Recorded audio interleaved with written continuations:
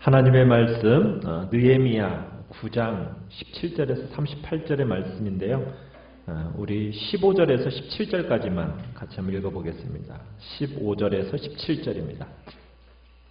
느헤미야 9장 구약성경 740페이지 느헤미야 9장 15절, 16절, 17절 세 절의 말씀인데요. 같이 한번 한 목소리로 한번 읽어보겠습니다. 시작. 그들의 굶주림 때문에 그들에게 양식을 주시며 그들의 목마름 때문에 그들에게 반석에서 물을 내시고 또 주께서 옛적에 손을 들어 맹세하시고 주겠다고 하신 땅을 들어가서 차지하라 말씀하셨사오나 그들과 우리 조상들이 교만하고 목을 굳게 하여 주의 명령을 듣지 아니하고 거역하며 주께서 그들 가운데서 행하신 기사를 기억하지 아니하고 목을 굳게 하며 패역하여 스스로 한 우두머리를 세우고 종되었던 땅으로 돌아가고자 하였나이다. 그러나 주께서는 용서하시는 하나님이시라 은혜로우시며 긍휼히 여기시며 더디 노하시며 인자가 풍부하심으로 그들을 버리지 아니하셨나이다. 아멘. 오늘 말씀 부흥이 오는 또 다른 길 회개 두 번째 시간 같이 보겠습니다. 하나님께서 이스라엘 공동체에 부흥을 주십니다. 교회 안에 부흥이라는 것은 어떻게 보면 목회자인 저로서도 최고의 소망이고 참으로 바람입니다. 그러나 부흥이라는 것은 단지 어떤 숫자적으로 늘어나는 것 이것만을 이야기하는 것은 아닙니다. 진정한 부흥은 성도들이 하나님을 눈으로 보는 것처럼 믿는 영광을 경험하는 것. 그게 바로 부흥입니다.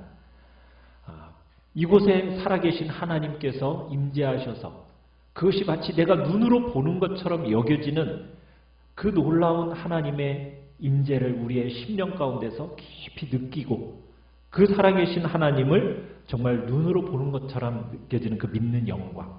이것을 경험하는 그 자리가 바로 이 부흥의 자리요. 우리 교회 안에 그런 놀라운 은혜의 역사를 우리는 기대하는 거죠. 자, 이 부흥이라는 것은 반드시 회개라는 것과는 뗄래야 뗄 수 없는 관계라고 말씀을 드렸습니다.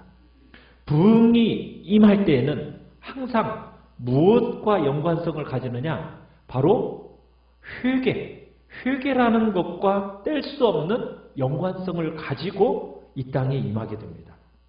그러니까 이스라엘 백성이 하나님의 귀한 말씀을 통해서 은혜를 받자 이들이 어느 자리로 가게 됩니까?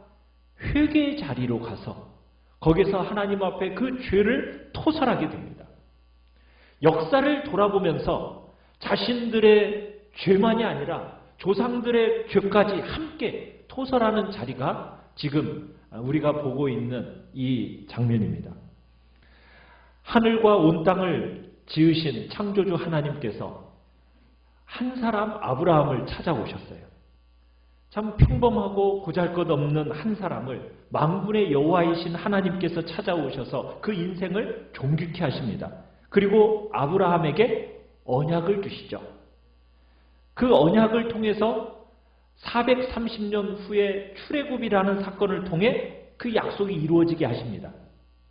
그리고는 하나님은 이스라엘 백성들을 그 애굽 땅에서 끄집어내시기만 한 것이 아니라 광야를 통과하게 하시는데 그 광야를 통과하는 동안에도 어떻게 하셨어요? 신실하게 동행하시고 보호하시고 지켜주십니다. 광야를 지나는 동안 무엇으로 그들을 보호하고 지켜주셨어요? 구름기둥, 불기둥으로. 그죠? 그 불기둥과 구름기둥으로 낮에는 구름기둥으로 밤에는 불기둥으로 그들을 지켜보호하셨고 그들에게 또 무엇을 주셨습니까? 율법의 말씀을 주셨습니다. 그리고 또 우리가 14절에 보는 것처럼 안식일을 그들에게 주셨어요. 그러면서 존귀와 영광이 무엇인지를 알게 하셨습니다. 그렇게 종교적인 영역에서만 도와주시는 것이 아니라 뭣도 주셨어요? 15절에 보니까 굶주림 때문에 먹을 것도 주시고 목마르면 마실 것도 주시고 필요할 때마다 고기로 그죠? 매출하기를 주셔서 풍성한 삶이 무엇인지 그 부요를 알도록 도와주셨습니다. 여러분, 하나님이 이렇게 정말 많은 은혜를 주시면 이스라엘 백성들이 하나님을 잘 믿어야겠죠. 잘 살아야 할 것 같은데, 지난주에 우리가 본 것처럼 가데스 바네아에서 이제 들어가서 너희들에게 약속해준 그 가나안 땅을 취하라 이렇게 말했더니 막 아멘 하고 들어가서 취했습니까? 아니죠. 어떻게 했다고 얘기했어요? 우리가 금방 읽었던 것처럼 15절 후반절에 땅에 들어가서 그 땅을 차지하라 말씀하셨사오나 16절에 그들이 어떻게 했다고요? 그렇죠. 교만하고 목을 굳게 하면서 주님의 명령을 듣지 않았다고 얘기하고 있어요.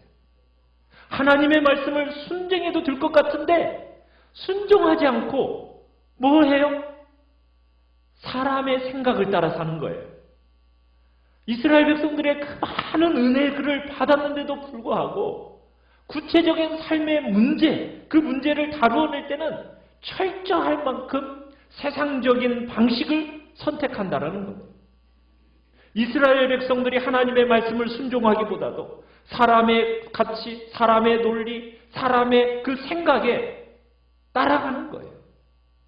그렇게 은혜를 많이 베푸셨는데도 불구하고 결정적인 순간엔 그 은혜를 기억해요? 기억하지 못해요? 기억하지 않고 잊어버리는 거예요. 하나님의 은혜를 구체적인 삶에 적용해야 되는데 정말 하나님이 그렇게 하셨던 거 지금도 하실 것이다. 그런 믿음으로 나아가야 되는데 그 은혜의 경험, 그냥 종교적인 영역, 그냥 여기 와서 은혜 받는 것으로 딱 끝내고 진짜 삶의 자리로 가면은 그것을 실천적이고 구체적인 자리에서 행해야 되는데 그 은혜는 어떻게 해버리고 잊어버리고 어리석게도 잊어버리고 기억하지도 않고 그리고는 어떻게 해요? 너무 마음 아프게도 하나님의 마음을 너무 아프게도 어떻게 해요? 목을 굳게 하고 자기 고집을 꺾지를 않아요. 꺾지를 않아요. 여러분 성경은 고집 부리는 것을 뭐라고 얘기하는지 아십니까? 우상숭배라고. 우상숭배. 사신 우상에게 절하는 죄와 똑같은 게 뭐 하는 거다? 고집 부리는 거다. 고집 부리는 거. 목을 굳게 해서 하나님의 말씀을 듣지 않고 끝까지 고집 부리는 것이 죄의 제일 나쁜 모양이라고 성경은 얘기하고 있어요. 이렇게 실패한 이스라엘, 하나님이 이 이스라엘을 어떻게 대해야 될까요? 말도 안 듣는 놈들 어떻게 해야 돼요? 17절에 보니까 중반절에 보면 이렇게 했죠. 굳게 하고 패역하여 스스로 한 우두머리를 세우고 종되었던 땅으로 돌아가자 이렇게 했는데 그러나 하나님은 어떻게 하고 계십니까? 주께서는 어떤 하나님이시라? 용서하시는 하나님이시라. 은혜로우시며 긍휼히 여기시며 더디 노하시며 인자가 풍부하심으로 그들을 뭐하지 않으셨다? 버리지 아니하셨다. 정말 버려도 쌓였어. 근데 하나님께서 마땅한 버림받아 마땅한 그 패역을 범하고 있는 그 죄를 짓고 있는 자리에서도 하나님은 어떻게 하시더라? 더디 노하시고 은혜로우시고 긍휼히 여기시면서 그들을 선대하시더라는 거예요. 그리고는 다시 용서하시고 그들을 받아주세요. 그리고 제대로 살아야죠. 네, 제대로 살아야죠. 정말 용서받은 사람처럼 하나님 앞에 제대로 섰으면 얼마나 좋아요.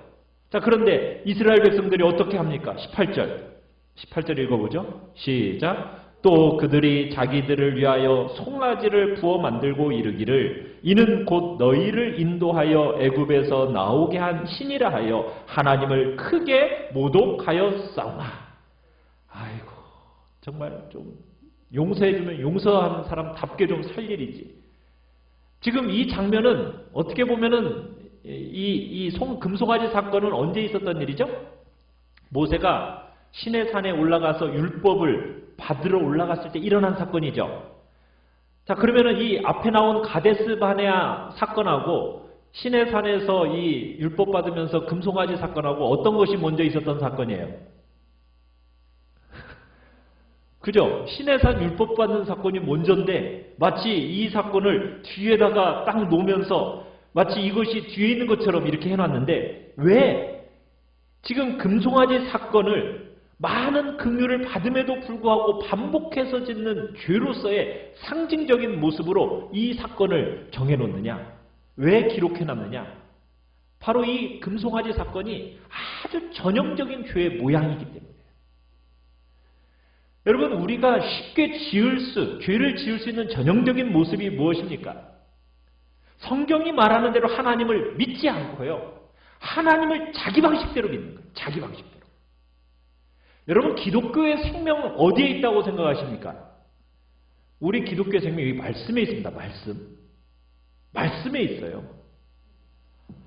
말씀을 떠나서는 하나님을 알 수 있어요, 없어요?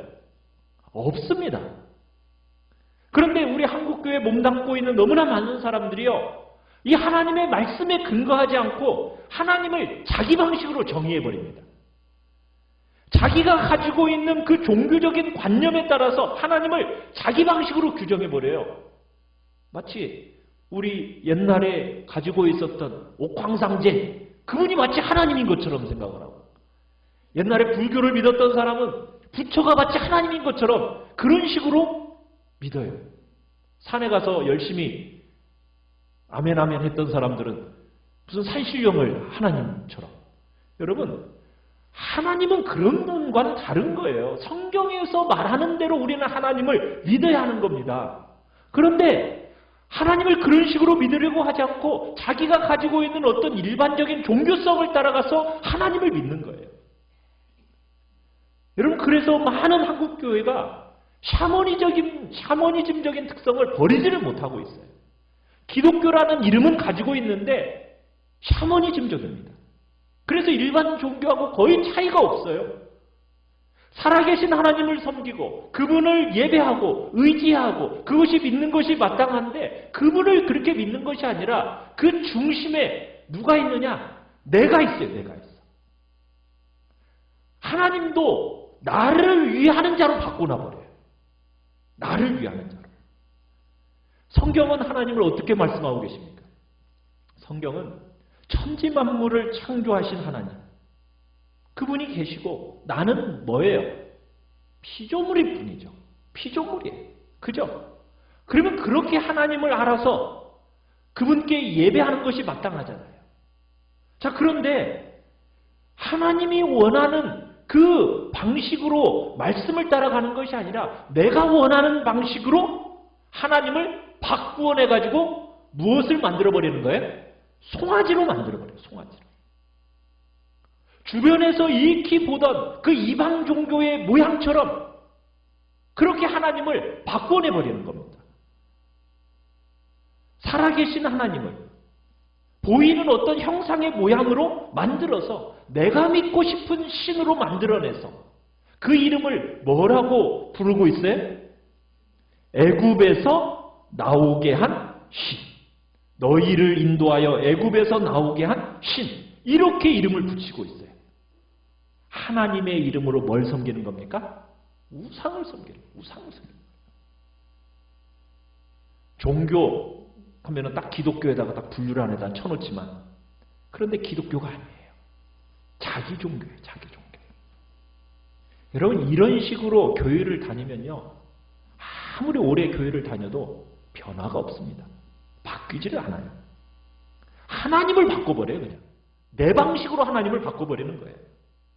하나님도 내가 편한 대로, 내가 원하는 대로 송아지로 바꿔버리고 그렇게 섬기고 믿어버리는 겁니다. 그러면은 내 안에 진정한 인격적인 변화나 삶의 변화라는 것이 올 수가 없는 거예요. 이스라엘의 모습에서 많은 부분, 이 부분이 오늘날 우리 안에서도 반복되고 있다는 것을 우리가 기억해내야 됩니다. 아주 다양한 형태로 반복이 되고 있어요. 성경이 가르치는 그분을 믿는 게 아니라 내가 믿고 싶은 신을 하나님이라는 이름으로 만들어가지고 믿고 있는 거예요. 여러분, 그렇게 믿으면요, 진실한 변화는 나타나지 않습니다. 하나님의 존재 자체를 변질시켜버리는, 그렇게 바꿔버리는 신앙으로는 진실한 인격적인 변화라는 것은 불가능하다는 얘기입니다. 지금 이스라엘 백성들이 하나님의 긍휼과 자비를 이런 식으로 모독되게 사용하고 있다라고 지금 얘기하고 있어요. 이게 이스라엘의 역사입니다. 어떻게 보면 이스라엘만의 역사일까요? 오늘날 우리가 살아가는 그 삶의 역사이기도 하다는 얘기입니다. 그래서 19절을 가보시면은 그런데도 불구하고 하나님은 어떻게 하십니까? 주께서는 주의 크신 긍휼로 그들을 광야에 버리지 아니하시고 낮에는 구름 기둥으로 그들에게서 떠나지 아니하시고 길을 인도하고 밤에는 불기둥이 그들의 갈 길을 비추게 하셨사오며 20절에 또 뭘 주셨어요? 주의 선한 영을 주사 그들을 가르치시며 하나님께서 여전히 버리지 않고 긍휼과 자비로 그들을 용서하시고 살 길을 열어주셨어요. 그들의 문제가 무엇인지를 하나님은 아셨습니다. 하나님을 모르는 거다. 그 무지로부터 이런 문제들이 발생한다는 것을 알고서는 그들의 눈을 열어주기 위해서 하나님이 오히려 뭘 보내주셨다고요? 하나님의 선한 영을 주셨다라는 거예요. 하나님이 계신 걸 알지 못하니까 그러니까 하나님을 어떻게 보면은 우상으로 송아지로 만들어가지고 하나님을 마치 우상 같은 존재, 송아지 같은 존재로 생각을 하니까 이 지각 없는 이 백성들을 불쌍히 여기셔서 하나님께서는 성령을 보내주신 거예요. 성령을. 그들의 문제의 핵심이라고 할 수 있는 그 무지함을 다루어주기 위해서 하나님의 은혜를 알도록 그렇게 베풀도록 하시기 위해서 도와주시기 위해서 누구를 보내주셨다고요? 성령님을 보내주신 거예요. 자, 그러면 결과는 어떻게 하십니까? 자, 21절 가보시면 40년 동안 들에서 기르시되 부족함이 없게 하심으로 그 옷이 헤어지지 아니하였고 발이 부르트지 아니하였사오며 여러분 40년 동안 광야를 유리방황했어요. 그럼 옷이 40년 동안 했으면 그 단벌이 어떻게 됐겠어요? 그 당연한 건데 옷이 어떻게 되도록? 헤어지지 않도록. 여러분 발이 어떻게 되도록? 부르트지 않도록. 저도 군대에서 행군을 해봤지만 40km, 50km, 100km 막 행군을 하면 아무리 좋은 전투화 신어도 어떻게 돼요? 막 물집 생기고 그 물집에 그냥 그 터쳐가지고 실로 그냥 물이 흐르도록 만들고 막 그런 것들을 하면서 지내와요. 그러니까는 몇 킬로만 걸어도 이러는데 40년 동안 걸었는데도 뭐 하지 않았다? 발이 부르트지 않도록 하나님께서 어떻게 보호하시고 지켜주셨다라는 거예요. 광야 생활을 그치고 약속된 땅으로 이제 들어갑니다. 자, 23절에 가보시면은 주께서 그들의 자손을 뭐같이 많게 하셨어요? 하늘의 별처럼. 이거 누구에게 약속하셨던 거죠? 그죠? 아브라함에게 약속하셨던 그대로 정말 하나님이 이루어 주셔서 이제 어디에 들어가요? 가나안 땅에 들어갑니다. 가나안 땅에 들어가요. 말씀하신 땅으로 인도를 받아요.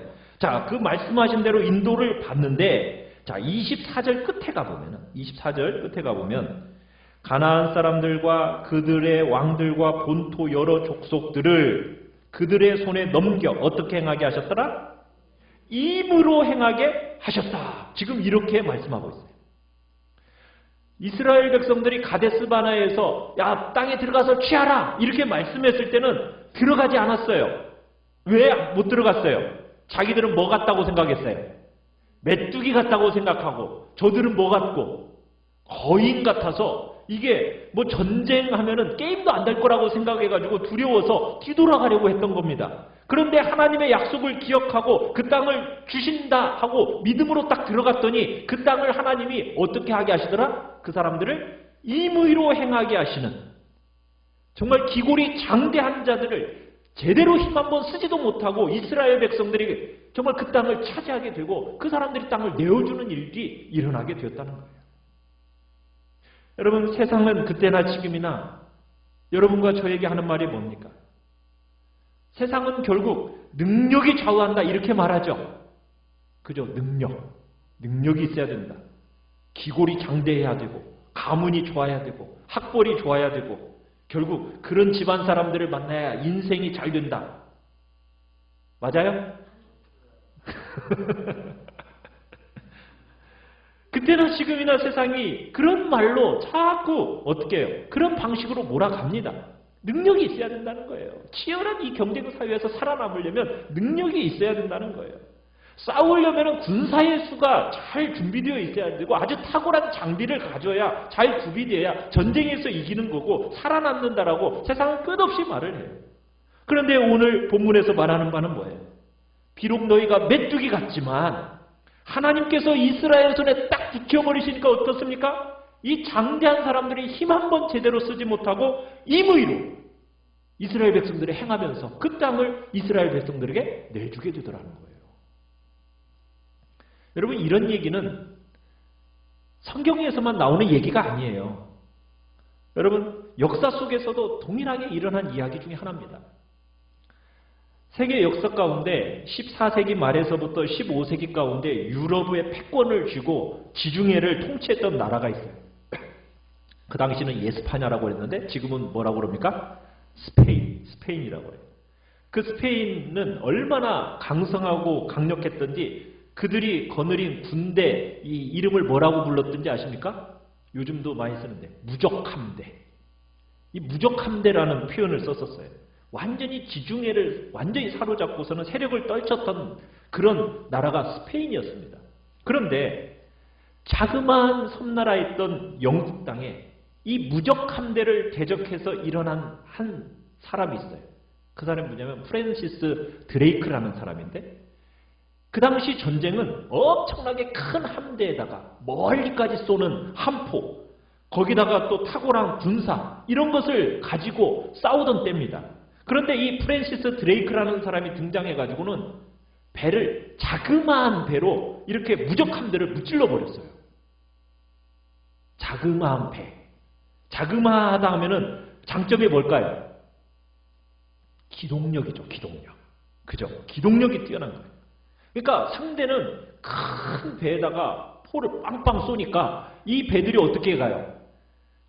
옆으로 딱 달라붙는 거예요. 그러면 포가 쓸모가 있어요, 없어요? 쏴봤자 누굴 쏴? 자기 편을 쏘는 거야.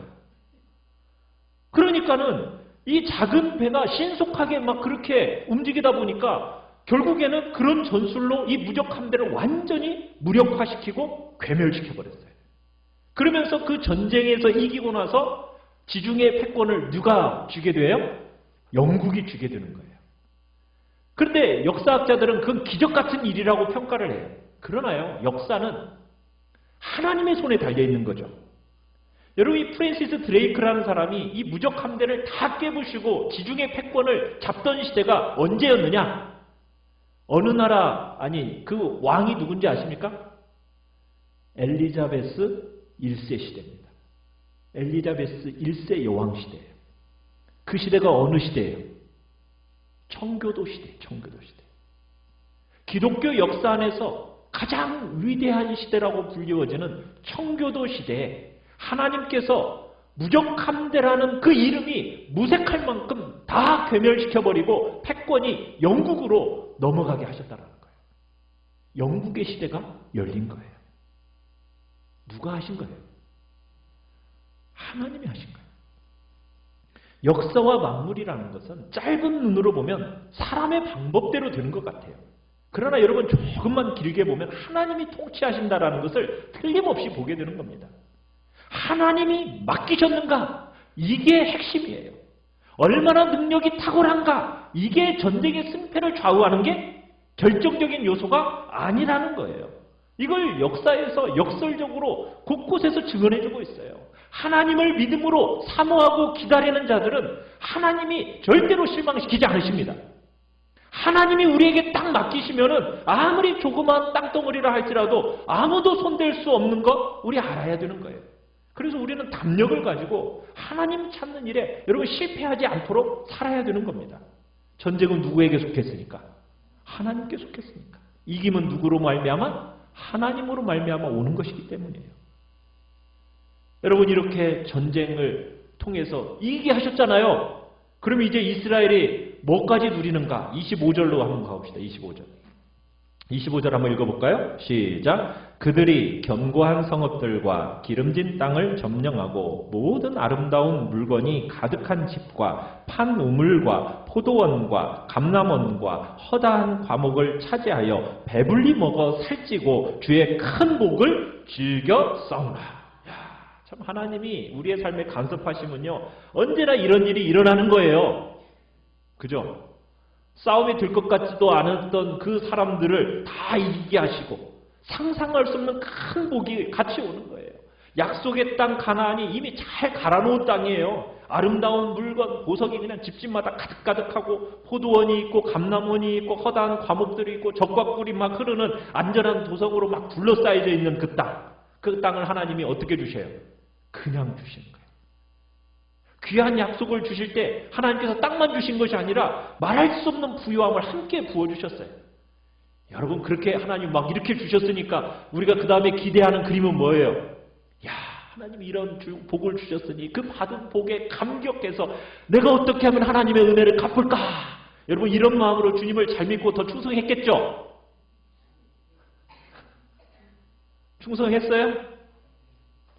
우리 얘기가 그렇게 돼야 되는데, 그죠? 그런데 26절은 뭐라고 얘기하고 있어요? 자, 같이 한번 읽어볼까요? 시작. 그들은 순종하지 아니 주를 거역하며 주의 율법을 등지고 주께로 돌아오기를 권면하는 선지자들을 죽여 주를 심히 모욕하였나이다. 자, 그렇게 많은 복을 받았으면은 하나님께 더 충성하고 하나님을 더 잘 믿고 막 그 은혜에 붙들려서 살아야 되는데 그렇게 살지 않고 너무 마음 아프게도 하나님을 거역하고 하나님의 율법을 잊어버리고 순종하지 않고 하나님이 베푸신 그 큰 복을 기억하지 않고 잊어버리는 그 죄를 반복하더라는 거예요. 여러분 왜 이런 일이 생기는 걸까요? 왜? 이스라엘 백성들이요 가나안 땅에 들어가기 전에 모세가 이스라엘 백성들을 모압 광야에 모아놓고서는 설교를 합니다. 유언처럼 신신당부를 해요. 그게 성경의 뭐죠? 어느 부분이에요? 신명기예요. 신명기. 이 신명기는 모세가 그들을 모아놓고서는 가나안 땅에 들어가면 이렇게 살아야 된다라고 신신당부하면서 유언과 같이 했던 말씀이에요. 그럼 뭐라고 신신당부를 했을까요? 우리 신명기 7장 6절로 7절 우리 같이 앞에 한번 읽어볼까요? 시작. 너는 여호와 내 하나님의 성민이라. 내 하나님 여호와께서 지상 만민 중에서 너를 자기 기업의 백성으로 택하셨나니 여호와께서 너희를 기뻐하시고 너희를 택하심은 너희가 다른 민족보다 수요가 많기 때문이 아니니라. 너희는 오히려 모든 민족 중에 가장 적으니라. 여러분 이스라엘 백성이 왜 끝없이 실패하는 건가? 이유가 뭐냐? 하나님이 우리를 택하셨잖아요. 근데 택하신 것을 뭐라고 오해하고 있어요? 내가 특별하다라고 바꿔버리는 거예요. 하나님이 선택을 하셨는데 우리는 뭐라고 해요? 내가 특별해가지고 하나님이 선택하신 이렇게 바꿔버리는 거예요. 그런데 하나님 뭐라고 말씀하셨어요? 수가 많거나 너희들이 특별하거나 어떤 훌륭한 자질이 있어서 남달라서 그래서 선택했대요? 그게 아니죠. 너희는 어떻게 보면 수가 제일 작고 보잘것없는 형편없는 자들인데 하나님이 사랑하셨기 때문에 이 모든 일이 일어난 거다. 지금 이렇게 말씀하시는 거예요. 그러면서 이것을 신신당부하며 또 확인을 시켜요. 신명기 8장 12절로 14절 같이 한번 읽어보겠습니다. 시작. 내가 먹어서 배부르고 아름다운 집을 짓고 거주하게 되며 또 내 소와 양이 번성하며 내 은금이 증식되며 내 소유가 다 풍부하게 될 때에 내 마음이 교만하여 내 하나님 여호와를 잊어버릴까 염려하노라. 이게 염려할까요? 염려하는 거예요. 자, 그리고 17절 시작. 내가 마음에 이르기를 내 능력과 내 손의 힘으로 내가 이 재물을 얻었다 말할 것이요. 가나안 땅에 들어가서 수고도 하지 않은 은혜를 따라 그냥 받았던 수많은 것들을 누리면서 뭐라고 말하기 시작한다고요? 내가 내 능력으로 내 손의 힘으로. 여러분 이렇게 말하면서 뭐 하기 시작하는 거예요? 망하기 시작하는 거예요. 여러분 이게 이스라엘만의 이야기가 아니에요. 세계 역사 속에서 교회 역사 속에서 계속 반복해서 일어나고 있어요. 여러분 청교도 시대의 영국이 얼마나 부흥하고 발전해 버렸습니까? 해가 지지 않는 나라라고 해서 400년이라는 그 기간 동안 이 영국이 훌륭한 역할을 감당했어요. 그런데 이 영국이 400년이 지나니까 어떻게 돼버렸어요? 무너져 버렸어요. 그리고는 그것이 어디로 갔어요? 미국으로 갔죠. 자, 그런데 지금 미국이 어떻게 되고 있는 것이 막 보여져요. 무너지는 소리가 막 들리지 않으세요? 미국은 복음을 따라 나라를 세우고 싶어서 세워진 나라예요. 성경의 가르침을 따라서 정말 살아보려고 몸부림치면서 세워진 나라가 미국입니다. 그런데 미국이 더 이상 그렇게 살지를 않아요. 트럼프가 얘기하는 거 뭐예요? 아메리카 퍼스트. 그죠? 아메리카 퍼스트. 그게 무슨 소리예요? 미국이 무너지는 소리예요. 성경은 뭐가 퍼스트예요? 하나님이 퍼스트. 이웃이 퍼스트죠. 그죠? 하나님이 먼저, 이웃이 먼저야 되는데 내가 먼저 이렇게 하기 시작하는 거예요. 세속과 똑같은 나라로 변해버린 거예요. 이게 바로 미국이 무너지고 있는 거예요. 이스라엘의 모습과 역사 안에서 반복되고 있는 수많은 모습이 우리의 모습과 별반 다를 것이 있는지 우리 한번 봐야 돼요. 정확하게 오늘날 우리 한국교회의 모습은 어떤가요? 더 이상 우리 한국교회의 성도들은 수고하려고 하질 않아요. 대부분 크고 다 갖춰진 교회 가서 거기 가서 뭐 하고 싶어해요? 누리고만 싶어해요. 헌신하고 싶어하는 모습들은 다 사라져갔어요. 하나님이 주신 그 귀한 은혜에 익숙해져 가지고 야성이라는 것이 자꾸 잃어버려져 가고 있어요. 여러분, 하나님이 우리에게 복을 주실 때는 뭘 기대하면서 복을 주셨겠어요? 세계에 복음을 전하는 선교 사역을 감당하고 열방을 축복하는 복의 근원이 되어질 것을 기대하면서 하나님은 복을 부어주시는 거 아니겠어요? 복의 근원으로서 열방을 축복하는 그런 자리에 서도록 하나님이 복을 주시는 거예요. 그런데 그 복을 가지고 뭐 하며 살아가는 거예요? 나 하나만. 그리고 마치 그 복은 누가 이룬 것처럼 내가 이루고 내 손의 능력으로 이렇게 이루었다. 여러분, 그렇게 말하기 시작하는 순간 주저앉기 시작하는 거예요. 여러분과 제가 보잖아요. 그죠? 30년 전, 40년 전과 지금을 비교해보면 어떻습니까? 정말 특별한 은혜를 받은 나라다라고 여러분 여겨지지 않으세요? 여러분, 우리 한국이 수출 수입하는 이 교역량이 전 세계 가운데서 몇 위 안에 드는지 아십니까? 10위 안에 들어요. 10위 안에. 몇 년 전에는 뭐 5손가락 안에 들었다가 조금 뒤로 물려나서 9위래. 9위. 여러분, 아니 이렇게 조그마한 땅, 그것도 온전하지도 않은 반토막 난 땅, 그죠? 그 땅이 전 세계 10손가락 안에 드는 그 어마어마한 물동량을 가지고 세계의 이익을 감당한다는 것이 여러분, 이게 이해가 되십니까? 너무너무 분에 넘치는 은혜를 우리가 하나님께로부터 받은 거예요. 내가 노력해서, 내가 땀 흘려서, 여러분 이렇게 말하기에 이런 결과가 나왔다라고 여러분 이렇게 말할 수 있습니까? 아니죠. 하나님이 너무너무 큰 복을 정말 자격 없는 우리에게 하나님이 주신 거예요. 그러면은 받은 복을 가지고 뭘 해야 되는 겁니까? 정말 하나님을 더 잘 섬기려고 해야 되지 않겠어요? 그런데 사람이 그러질 않아요.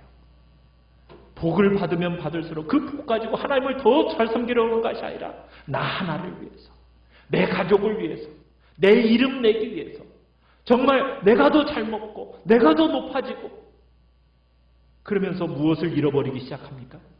하나님이 멀어지기 시작합니다. 삶의 중심에 내가 들어오면서 어떤 일을 하는 거예요? 남들에게 자랑하고 싶기 때문에 욕심이 들어오는 거예요. 탐욕이 다양한 형태로 내 삶 속에 들어오는 거예요. 욕심이 내 삶 속에 들어오면서 하나님의 말씀이 이제 어떻게 되어집니까? 불편해요. 불편해. 자꾸 간섭하는 게 불편해. 그래서 뭐 만들어 놔요? 송아지 하나 딱 만들어 놓고 그거 하나 섬기면 편한데 이거 자꾸 나한테 이거 해라 저거 해라 간섭하시는 하나님이 자꾸 불편하니까 말씀을 멀리하게 되고 하나님께로부터 멀어져 가는 거예요. 여러분, 이게 한순간에 일어나는 일이 아닙니다.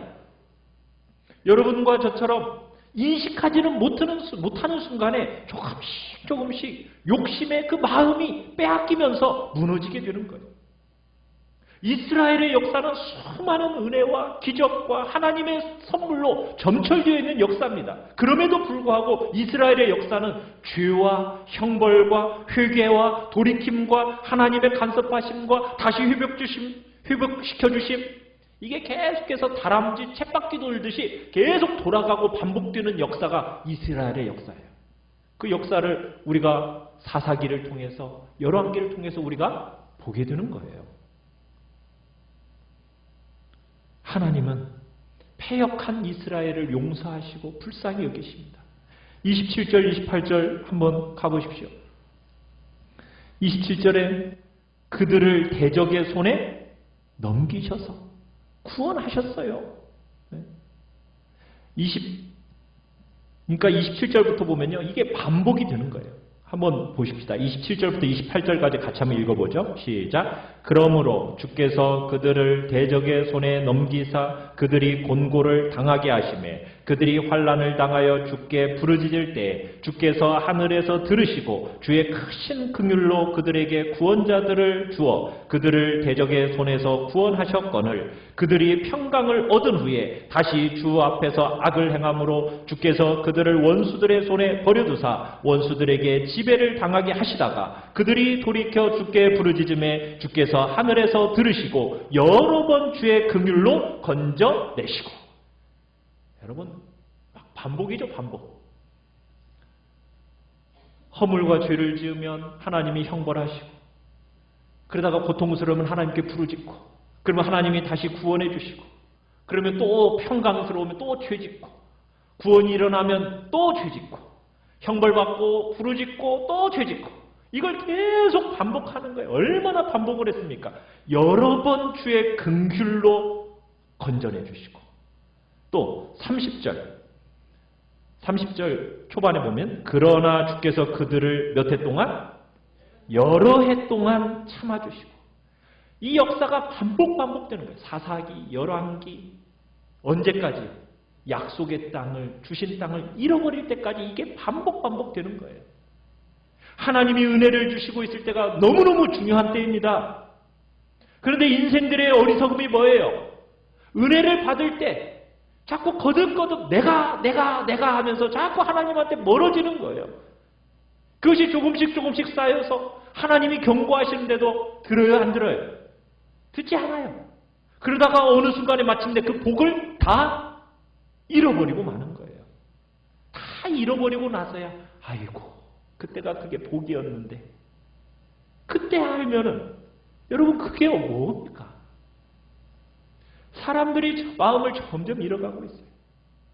다시 회복시켜 주시면 또 복을 잃는 곳으로 가는 거예요. 마침내 다 잃어버리고 포로로 잡혀갈 때까지 그 죄를 돌이키지를 못하는 거예요.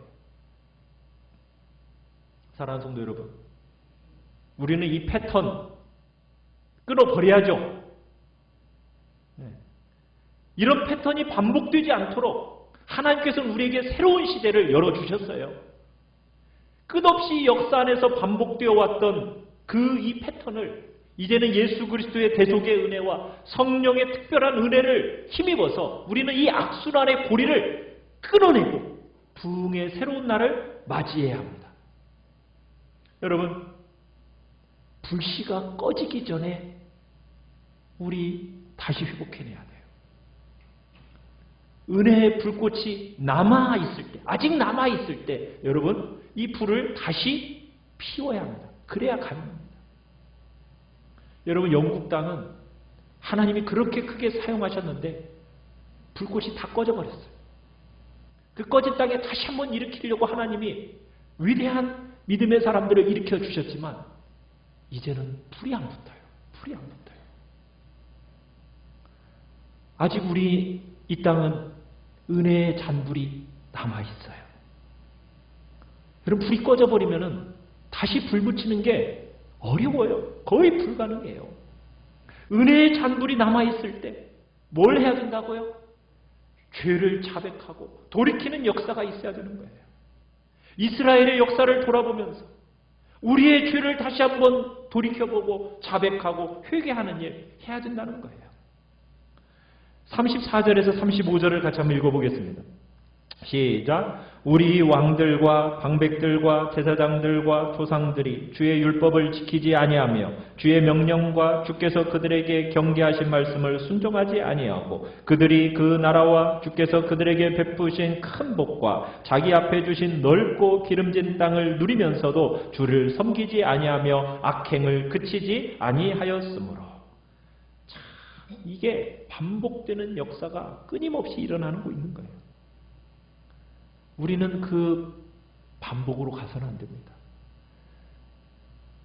반만년 역사, 5000년 역사 가운데 여러분 이렇게 우리에게 비옥한 복락을 주셨던 때가 있어요, 없어요? 지금이 최고의 복락을 누리고 있는 때예요. 우리 뭘 기억해야 된다고요? 하나님의 은택을 기억해야 됩니다. 그걸 기억하지 않고 죄를 범하고 여러분 그렇게 가면 안 돼요. 어디에 귀를 기울여야 돼요? 하나님의 말씀, 그 말씀에 마음 기울이면서 순종해내야 됩니다. 사람들의 말, 사람들의 논리, 여러분 거기에 붙쫓아서 가면 안 돼요. 그럼 다 잃고 마는 겁니다. 하나님 앞에 우리의 죄와 허물을 토설해야 됩니다. 지난 3, 40년 동안 하나님께서 수많은 복을 부어주셨어요. 뭐라고 주신 복이라고요? 예수 더 잘 믿으라고 주신 복이에요. 세계를 향하여 선교하라고 주신 복이에요. 열방을 향하여 복을 흘러내리는 복의 근원으로서 살아가라고 주신 복입니다. 그런데 한국교회가 이 담벼락들이 무너져가고 있어요. 우리 수축해야 됩니다. 우리에게 물붓듯이 풍성하게 주신 그 성령의 도우심을 따라서 여러분 죄를 회개함으로 말미암아 하나님 앞에 새로운 부흥의 영광을 경험할 수 있게 해달라고 우리 시간 주님 앞에 같이 기도하며 나아가도록 합시다. 나도록 합시다. 나도록 합시다. 나도록 합시다.